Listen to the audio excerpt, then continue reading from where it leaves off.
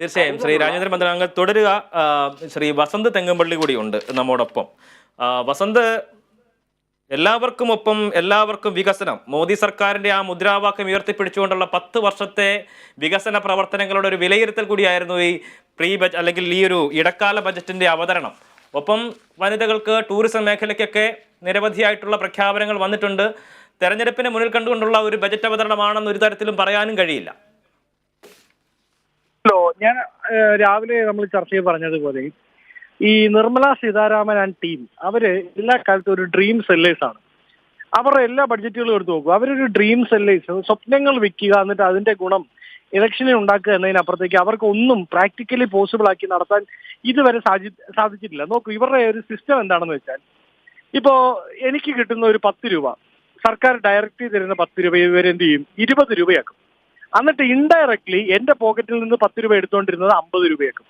അപ്പോൾ വലിയൊരു narrative create ചെയ്യപ്പെടുകയാണ്. നോക്കൂ, മോദിക്ക് ഗ്യാരണ്ടി എന്താണ് മോദി തന്നത് നോക്കൂ. മോദി 10 രൂപ തന്നുകൊണ്ടിരുന്നത് 20 ആക്കിയില്ലേ, പക്ഷേ 10 രൂപ എടുത്തുകൊണ്ടിരുന്നത് 50 ആക്കിയത് നമ്മൾ ശ്രദ്ധിക്കുന്നില്ല. അങ്ങനെ ഇൻഡയറക്ട്ലി ഇന്ന് രാവിലെ ഈ വാണിജ്യ ഗ്യാസ് സിലിണ്ടറുകളുടെ വില വർദ്ധിപ്പിച്ചു. ഇലക്ഷനുമായി ബന്ധപ്പെട്ട് പെട്രോളിയം പ്രൈസസിന്റെ കാര്യത്തിൽ എന്താണ് ഇവർക്ക് തീരുമാനമുള്ളത്? അങ്ങനെ നമ്മൾ നേപ്പാളിനും ഭൂട്ടാനും ഈ പറയുന്ന ശ്രീലങ്കയ്ക്കും പോലും പെട്രോളിയം ഉൽപ്പന്നങ്ങൾ എക്സ്പോർട്ട് ചെയ്യുന്ന ഒരു രാജ്യമാണ്. അവിടെ കിട്ടുന്നതിന്റെ എത്രയോ ഇരട്ടിയിലാണ് വില നമ്മൾ ഇവിടെ കൊടുക്കുന്നത്. 60 രൂപയ്ക്ക് വിറ്റ് കഴിഞ്ഞാൽ, പെട്രോൾ വിറ്റ് കഴിഞ്ഞാൽ കേന്ദ്ര സർക്കാരിന് ലാഭമാവും എന്ന് പറയുന്നത് GST കൗൺസിലാണ്. അങ്ങനെ GST കൗൺസിൽ പറഞ്ഞു കൊടുത്തത് ഇന്ന് 118 രൂപയ്ക്ക്, 108 രൂപയ്ക്ക്, 109 രൂപയ്ക്ക് പെട്രോൾ മേടിക്കുന്ന ഗതിയിലേക്ക് എത്തിയിരിക്കുന്നു. ഇവിടെ അടിസ്ഥാന വികസനം എന്നിവർ പറയാണ്. പക്ഷേ സാധാരണക്കാരിലേക്ക് എത്തുന്ന ഒരു വികസന പദ്ധതികളും ഇവർ അനൗൺസ് ചെയ്തിട്ടില്ല. ഒന്ന് വോട്ട് ഓൺ അക്കൗണ്ട് ആണ് എന്ന് പറഞ്ഞവർക്ക് തടി വെപ്പാം.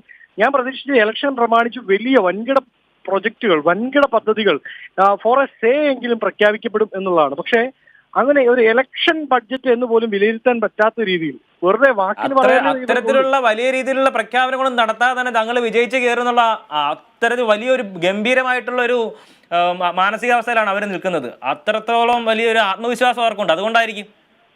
അല്ലെന്നേ, അവിടെ ഒരു പ്രശ്നം എന്താണെന്നറിയോ? ഇലക്ഷനിലെ വിജയം എല്ലാ കാലത്തും അധികാരം വളരെ പ്രധാനപ്പെട്ടതാണ് എങ്കിൽ പോലും അതിൽ ഉപയോഗിക്കുന്ന സ്ട്രാറ്റജികൾക്ക് വലിയ പ്രശ്നമുണ്ട്. ഇവർ ഈ കാലഘട്ടങ്ങളിൽ 10 വർഷത്തിനിടയിൽ ഇവർ ആകെപ്പാടെ മേക്ക് സം റിയാലിറ്റി എന്ന് പറഞ്ഞാൽ അവർ പറഞ്ഞ രാംലല്ലയാണ്. ആ രാംലല്ല മാത്രം അവർ നടപ്പിലാക്കി. വേറെ ഏത് പദ്ധതി അവിടെ നടപ്പിലാക്കിയിട്ടുള്ളത്? ഇപ്പൊ സുപ്രീം കോടതി തന്നെ ഇവർ നാരിക ബഡ്ജറ്റ് എന്നാണല്ലോ പറയുന്നത്. ബേട്ടി പഠാവോ ബേട്ടി ബച്ചാവോ എന്നുള്ള പദ്ധതിയുമായി ബന്ധപ്പെട്ട് സുപ്രീം കോടതി ഒരിക്കൽ ചോദ്യം ചോദിച്ചു. എനിക്കത് തമിഴ്നാട്ടിൽ നിന്നുള്ള സീനിയർ അഡ്വക്കേറ്റ് ആണ് അത് സുപ്രീം കോടതിയിൽ എത്തിക്കുന്നത്. സുപ്രീം കോടതി കേന്ദ്ര സർക്കാരിനോട് ചോദിച്ചു, ബേട്ടി പഠാവോ ബേട്ടി ബച്ചാവോയിൽ എവിടെയാണ് നിങ്ങൾ ഫണ്ട് വിനിയോഗിച്ചിരിക്കുന്നത്? അപ്പോൾ കേന്ദ്ര സർക്കാർ പറഞ്ഞു, ഞങ്ങൾ 1,00,000 കോടി ഉപയോഗിച്ചിട്ടുണ്ട്. ഓക്കെ, 1,00,000 കോടി എവിടെ ഉപയോഗിച്ചു? 86% പരസ്യത്തിന് ഉപയോഗിച്ചു എന്ന് പറയുന്ന കേന്ദ്ര സർക്കാർ സീൽഡ് കവറിൽ സുപ്രീം കോടതി പറഞ്ഞിരിക്കുന്നത് 86% പരസ്യത്തിന് വേണ്ടി മാത്രം ഉപയോഗിച്ചു എന്നാണ് പറയുന്നത്. അത് നരേന്ദ്രമോദിയുടെ ഫ്ലെക്സ് വെക്കാൻ വേണ്ടി ബേട്ടി പഠാവോ ബേട്ടി ബച്ചാവോ. നിർഭയ പദ്ധതി പ്രതിവർഷം 10,000 കോടി രൂപ മാറ്റിവെക്കാൻ വേണ്ടി അന്നത്തെ UPA ഗവൺമെന്റ് എടുത്ത തീരുമാനമാണ് 2014 ഏറ്റവും അവസാനം ഇറങ്ങി പോകുമ്പോൾ. എല്ലാ വർഷവും 10,000 കോടി മാറ്റിവെച്ചിട്ടുണ്ട്. നിർഭയ പദ്ധതിയും ഇതുപോലെ സുപ്രീം കോടതിയിൽ ചോദ്യം ചെയ്യപ്പെട്ടപ്പോൾ അതിന്റെ 96% പരസ്യത്തിന് വേണ്ടി മാത്രമാണ് ഉപയോഗിക്കുന്നത്. അതായത് ഇവർ പദ്ധതികൾ പ്രഖ്യാപിക്കുന്നുണ്ട്, ഫണ്ട് റിലീസ് ചെയ്യുന്നുണ്ട്, പക്ഷെ അതെല്ലാം ഇവരുടെ PR എക്സസൈസിലേക്ക് ചാനലൈസ് ചെയ്യപ്പെടുകയാണ്.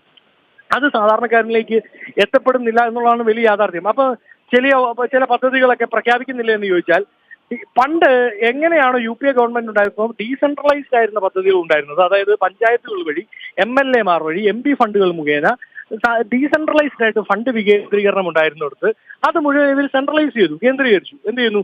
അത് മുഴുവൻ മോദിയുടെ പേരിട്ട് കൊടുക്കുന്നു എന്നുള്ളതല്ലേ. ഇപ്പോ എന്താണ് കോൺഗ്രസ് ഉണ്ടാക്കിയത്? കോൺഗ്രസ് ഏതെന്ന് രാവിലെ തൊട്ട് 8 മണി തൊട്ട്, എനിക്കൊന്ന് 7 മണി തൊട്ട് ഞാൻ ചർച്ച ചെയ്തിരിക്കുന്ന ഒരാളാണ്. 7 മണി തൊട്ട് കേൾക്കുന്ന ചോദ്യമാണ്, എന്താണ് കോൺഗ്രസ് ചെയ്തതെന്ന് ചോദിച്ചാൽ 10 വർഷം എന്തൊക്കെയാണ് ഇവർ വിറ്റത്? അതാണ് കോൺഗ്രസ് ഇവിടെ ഉണ്ടാക്കിയത്. 10 വർഷം കൊണ്ട് ഇവർ വിറ്റ് തുലച്ചില്ലേ പൊതുമേഖലാ സ്ഥാപനങ്ങളെ മുഴുവൻ. ഏത് പൊതുമേഖലാ സ്ഥാപനം? ഇനി റെയിൽവേ കൂടെ ഉള്ളൂ. റെയിൽവേ ഏതാണ്ട് പ്രൈവറ്റൈസേഷന്റെ വക്കീലാണ്. റെയിൽവേ ബഡ്ജറ്റ്, റെയിൽവേ മന്ത്രാലയം ഇല്ലാതാക്കി കളഞ്ഞില്ലേ? നീതി ആയോഗ് എന്ന് പറഞ്ഞ സംവിധാനം കൊണ്ടുവരാൻ വേണ്ടി പ്ലാനിംഗ് ബോർഡിനെ തകർത്തു കളഞ്ഞു. എന്നിട്ട് നീതി ആയോഗ് എവിടെ പോയി നിൽക്കുന്നു?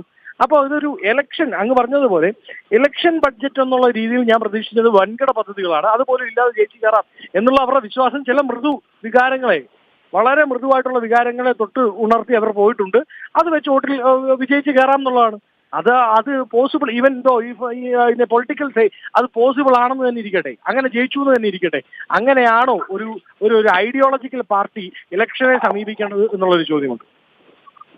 വസന്ത, ഇന്നത്തെ ഈ അവതരണം, ബജറ്റ് അവതരണം അങ്ങയുടെ ശ്രദ്ധയിൽപ്പെട്ടെന്നാണ് ഞാൻ വിചാരിക്കുന്നത്. അപ്പോൾ അതിൽ നമ്മൾ കണ്ടത്, തുടക്കം മുതൽ പറഞ്ഞത് ഈ 10 വർഷത്തെ ഒരു ഏതാണ്ട് ഒരു റിപ്പോർട്ട് അവതരിപ്പിക്കുന്ന രീതിയിൽ ചില കാര്യങ്ങൾ വായിച്ചു പോകുന്നു, അതനുസരിച്ചുള്ള കാര്യങ്ങൾ പറയുന്നു, തുടർന്ന് ഈ ഇത്തരത്തിൽ ചെറിയ പ്രഖ്യാപനങ്ങൾ നടത്തുന്നു. ആ നിലയ്ക്കായിരുന്നു. അപ്പോൾ ഒരു 10 വർഷം ഞങ്ങൾ ഇത് കാണിച്ചു എന്ന് കാണിക്കുന്നതിന് വേണ്ടിയിട്ടുള്ള ഒരു റിപ്പോർട്ട് അവതരണം മാത്രമായിട്ട് ഇന്നത്തെ ബജറ്റ് മാറിയിട്ടുണ്ടെന്നൊരു തോന്നലുണ്ടായിട്ടുണ്ട്. അതിനെ എങ്ങനെയാണ് അങ്ങ് വിലയിരുത്തുക? ഉറപ്പായും ഞാൻ അതാണ് പറഞ്ഞത്. അവര് അവതരിപ്പിച്ച റിപ്പോർട്ടിലൊന്നും നമുക്ക് എതിർപ്പില്ലെന്നേ, പക്ഷെ അതിന്റെ റിയാലിറ്റി എന്താണെന്നുള്ളൊരു ചോദ്യം. അതാണ് ബേട്ടി പഠാവോ പ്രോജക്റ്റ് ആവട്ടെ, നിർഭയ ആവട്ടെ, ഇവർ അനൗൺസ് ചെയ്ത എല്ലാ പദ്ധതികളിലും വലിയ പദ്ധതികൾ അനൗൺസ് ചെയ്തിട്ടുണ്ടോ എന്ന് ചോദിച്ചാൽ ഉണ്ട്.